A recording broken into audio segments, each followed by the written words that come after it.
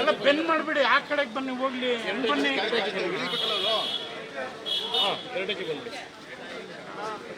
Sir ಈ ಕಡೆ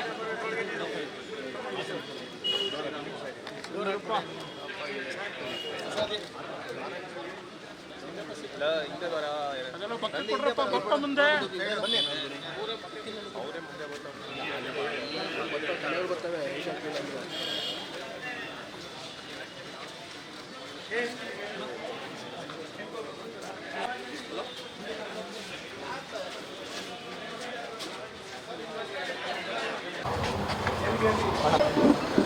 ಸುಮಾರು ವರ್ಷಗಳಿಂದ ನಮ್ಮ ಒಡನಾಡ್ತಿದ್ದವರು.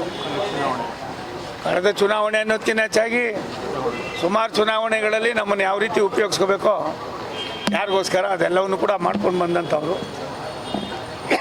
ಹಾಗಾಗಿ ನನಗೆ ಆತನ ಬಗ್ಗೆ ತುಂಬ ಅಪಾರವಾದ ಗೌರವ, ಪ್ರೀತಿ. ಭಗವಂತ ತಾಯಿ ಚಾಮುಂಡಿ ಏನು ಮಾಡ್ತಾಳೋ ನೋಡಬೇಕು. ಅದು ನೋಡೋದಕ್ಕೋಸ್ಕರ ಬಂದಿದ್ದೀನಿ. ಬಂದಾಗ ನಿಮ್ಮನ್ನು ನೋಡಬೇಕು ಅಂತ ಒಂದು ಆಸೆಯಿಂದನೇ ನಿಮ್ಮನ್ನು ಇಲ್ಲಿ ಕರೆಸಿರೋದು. ಬಹುತೇಕ ಎಲ್ಲ ಹಳೆ ಮುಖಗಳೇ ಇರೋದ್ರಿಂದ ನಮಗೆ ಬೆಂಗಳೂರಿನಲ್ಲಿದ್ದಾಗ ಎಷ್ಟು ಆನಂದ ಇರ್ತದೋ ಅದಕ್ಕಿಂತ ಒಂದು ಪಟ್ಟು ಜಾಸ್ತಿ ಮೈಸೂರಿಗೆ ಬಂದಾಗ ಮಾಧ್ಯಮದ ಸ್ನೇಹಿತರ ಜೊತೆಯಲ್ಲಿ, ನಾವೆಲ್ಲರ ಜೊತೆಯಲ್ಲಿ, ನಮ್ಮ ಆತ್ಮೀಯರ ಜೊತೆಯಲ್ಲಿ ಬೆರೆತ್ಕೊಂಡಾಗ ಅದಕ್ಕೋಸ್ಕರವಾಗಿ ನಾನು ನಿಮ್ಗೆ ತೊಂದರೆ ಕೊಟ್ಟೆ. ಇವತ್ತು ಆತನ ಆರೋಗ್ಯ ಸುಧಾರಣೆ ಆಗಿ ಮತ್ತು ಆತನ ಲವಲವಿಕೆಯಿಂದ ಕೆಲಸ ಮಾಡಿದ್ರೆ ಅದಕ್ಕಿಂತ ದೊಡ್ಡದಲ್ಲ. ಭಗವಂತನ ಪ್ರಾರ್ಥನೆ ಮಾಡ್ತೀನಿ.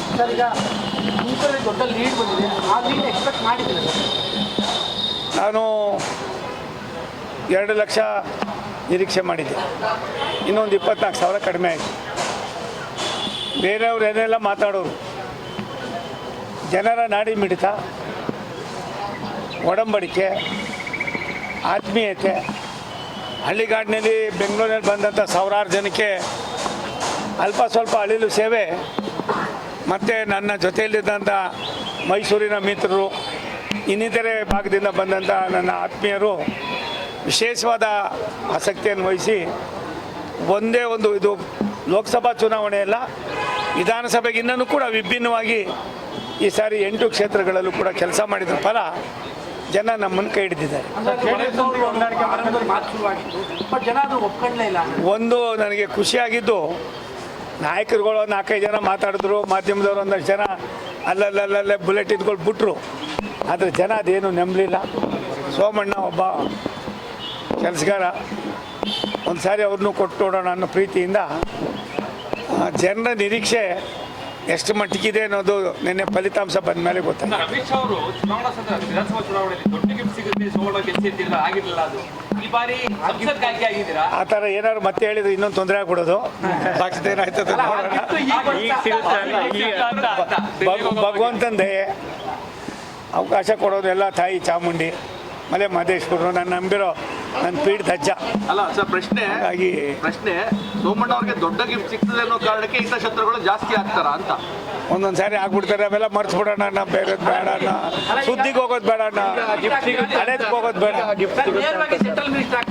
ಸಾಕಷ್ಟು ಅನುಭವ ಒಂದು ನನಗೆ ತಿಳಿದ ಮಟ್ಟಿಗೆ ಪರಿಸ್ಥಿತಿಯನ್ನು ಅವಲೋಕನ ಮಾಡಿದಾಗ ವರಿಷ್ಠ ಏನು ತೀರ್ಮಾನ ಮಾಡ್ತಾರೋ, ನಮಗೆ ನನಗಿನ್ನ ದೊಡ್ಡದು ದೇಶ.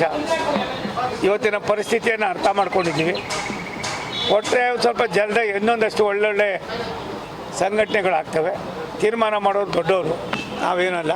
ಅವ್ರ ತೀರ್ಮಾನ ಏನು ಮಾಡ್ತಾರೋ ಅದರ ಜೊತೆಯಲ್ಲಿ ಹೋಗಬೇಕಾಯ್ತದೆ. 11 ತಿಂಗಳು ತುಂಬ ಒದ್ದಾಡಿದ್ದೀನಿ ನಾನು. ಯಾವಾಗ ಬೀದಿ ಸುತ್ತೋನು ಸ್ವಲ್ಪ ಬೀದಿ ಸುತ್ತೋದು ಕಡಿಮೆ ಆಗಿತ್ತು. ಆದರೆ ಮೈಸೂರಿನ ನನ್ನ ಅನೇಕ ಸ್ನೇಹಿತರು ಸುದೀಪ್ ಅಣ್ಣವ್ರ ಆದಿಯಾಗಿ ನಮ್ಮನ್ನೆಲ್ಲೂ ಕೂಡ ಒಂದು ಸಣ್ಣ ಬೇಸರಿಕೆ ಆಗದಂಗೆ ನೋಡ್ಕೊಂಡಿದ್ದಾರೆ. ಅದಕ್ಕೋಸ್ಕರವಾಗಿ ಮೈಸೂರಿನ ಎಲ್ಲ ನನ್ನ ಆತ್ಮೀಯರಿಗೆ ಎಲ್ಲರ ಹೆಸರು ಹೇಳಕ್ಕೆ ಹೋಗೋದಿಲ್ಲ. ಅವರೆಲ್ಲರೂ ಕೂಡ ನಾನು ವೈಯಕ್ತಿಕವಾಗಿ ಋಣಿಯಾಗಿರ್ತೀನಿ. ನಿಮ್ಮನ್ನು ಸೇರಿ ತುಮಕೂರು ಸಂಸದರಾಗಿ ಹೊಸ ಟಾಸ್ಕ್ ಇದೆ, ಏನು ಚಾಲೆಂಜ್ ಇದೆ ಅನ್ಸುತ್ತೆ ಸರ್ ತುಮಕೂರು ಕ್ಷೇತ್ರದಲ್ಲಿ? ನನ್ನ ಆದ್ಯತೆ ಜನರ ಮನಸ್ಸನ್ನು ಗೆಲ್ಲೋದು. ನನ್ನ ಆದ್ಯತೆ ತುಂಬ ವರ್ಷದಿಂದ ತುಳಿತಕ್ಕೊಳಪಟ್ಟಿರ್ತಕ್ಕಂಥ ಕೆಲವು ಬಹು ಉಪಯೋಗಿ ಕೆಲಸಗಳಿಗೆ ಆದ್ಯತೆ ಕೊಡೋದು. ತುಮಕೂರು ತಪೋಭೂಮಿಯ ಒಂದು ಪುಣ್ಯಕ್ಷೇತ್ರ. ಪರಮಪೂಜ್ಯ ಸಿದ್ಧಗಂಗೆ ಶ್ರೀಗಳವರು, ಪರಮಪೂಜ್ಯ ಆದಿಚುಂಚನಗಿರಿ ಶ್ರೀಗಳವರು ಆ ಜಿಲ್ಲೆಯನ್ನು ಒಂದು 2 ಕಣ್ಣಾಗಿ ನೋಡಿದ್ದಾರೆ. ಆ ಜಿಲ್ಲೆಗೆ ಬೇಕಾಗಿರ್ತಕ್ಕಂಥ ನೀರಾವರಿ, ವಸಂತ ನರಸಾಪುರ ಒಂದು ದೊಡ್ಡ ಇಂಡಸ್ಟ್ರಿಯಲ್ ಕಾರಿಡಾರ್ ಆಗಿದೆ, ಅದಕ್ಕೆ ಬೇಕಾಗಿರ್ತಕ್ಕಂಥ ಸವಲತ್ತು. HCL ಮತ್ತೊಂದು ಘಟಕ ಅಲ್ಲಿ ಬಂದಿದೆ, ಅಂತಾರಾಷ್ಟ್ರೀಯ ವಿಮಾನ ನಿಲ್ದಾಣವನ್ನು ಮಾಡ್ತಕ್ಕಂಥ ಜೊತೆಯಲ್ಲಿ ಬೆಂಗಳೂರಿನಿಂದ ತುಮಕೂರಿಗೆ ಕೇವಲ 35-36 ಕಿಲೋಮೀಟ್ರು ಬಾರ್ಡ್ರ್ ಬರೋದ್ರಿಂದ ಇನ್ನೊಂದು ಬೆಂಗಳೂರಿಗೆ ಒಂದು ಸೆಟ್ಲೈಟ್ ಟೌನನ್ನು ಮಾಡ್ತಕ್ಕಂಥದ್ದಕ್ಕೆ, ಬೆಂಗಳೂರಿನ ಸರ್ವಾಂಗೀಣ ಅಭಿವೃದ್ಧಿಗೆ ತುಮಕೂರನ್ನು ಒಳಪಡಿಸಿ ಬೆಂಗಳೂರಿನ ಒತ್ತಡವನ್ನು ಕಡಿಮೆ ಮಾಡೋದಕ್ಕೆ ನನ್ನ ಆದ್ಯತೆ ಇದೆ. ಸುಮಾರು ನನ್ನ ಕನಸಿದೆ, ಇನ್ನೊಂದು ದಿನ ಹೇಳ್ತೀನಿ. ಎಲ್ಲ ಒಂದೇ ಸಾರಿ ಹೇಳಿದ್ರೆ ಮತ್ತೆ ಸಿಗದೆ ಹೋಗ್ತೀನಿ. ಒಂದು ಸತ್ಯ, ಸನ್ಮಾನ್ಯ ದೇವೇಗೌಡರು ಏನೋ ಚುನಾವಣೆಯಲ್ಲಿ ಜನ ಸೋಲಿಸಿಲ್ಲ. ಯಾರು ಸೋಲಿಸಿದ್ರು ಪುಣ್ಯಾತ್ಮರು, ಒಬ್ಬ ದೇವೇಗೌಡರಲ್ಲ.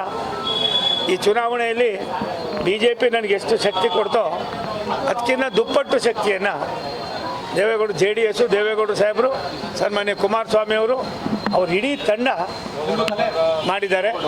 ಅವ್ರಿಗೆ ನಾನು ಎಂದೂ ಕೂಡ ಮರೆಯೋಕ್ಕಾಗೋದಿಲ್ಲ. ಎರಡು ಪಕ್ಷ ಸಮನ್ವಯತೆಯನ್ನು ಇಡೀ 28 ಲೋಕಸಭಾ ಕ್ಷೇತ್ರದಲ್ಲಿ 100ಕ್ಕೆ 100 ಸಮನ್ವಯತೆಯನ್ನು ಕಾಪಾಡಿ 5 ಬಾರಿ ಕುಮಾರಸ್ವಾಮಿಯವರು, 4 ಬಾರಿ ದೇವೇಗೌಡ ಸಾಹೇಬರು ಬಂದು ಎರಡೂ ಪಕ್ಷದವ್ರನ್ನ ಒಟ್ಟಿಗೆ ಕೆಲಸ ಮಾಡಿದ್ದು ನಾನು ಒಂದೇ ಕ್ಷೇತ್ರ. ಅದೇ ರೀತಿ ಎಲ್ಲ ಕಡೆ ಆಗಿದ್ದರೆ 28ಕ್ಕೆ 28 ಬರ್ತಾ ಇದ್ದೀವಿ ಅನ್ನೋ ಗೊತ್ತಿಲ್ಲ. ಮುಂದಿನ ದಿನಗಳಲ್ಲಿ ಅದ್ರ ಬಗ್ಗೆ ಚಿಂತನೆ ಮಾಡ್ತೀವಿ. JDSನವರು ಪ್ರಾಮಾಣಿಕವಾಗಿ JDSಗೂ BJPಯೋ ಬೇರೆ ಅನ್ನೋ ಮಾತನ್ನು ಬಿಟ್ಟು ಒಂದು ನಾಣ್ಯದ ಎರಡು ಮುಖಗಳಾಗಿ ಕೆಲಸ ಮಾಡಿದ್ದಾರೆ. ನಾಳೆ ಹೋಗ್ತೀನಿ. Thank you. ಸಾಧ್ಯವಾದರೆ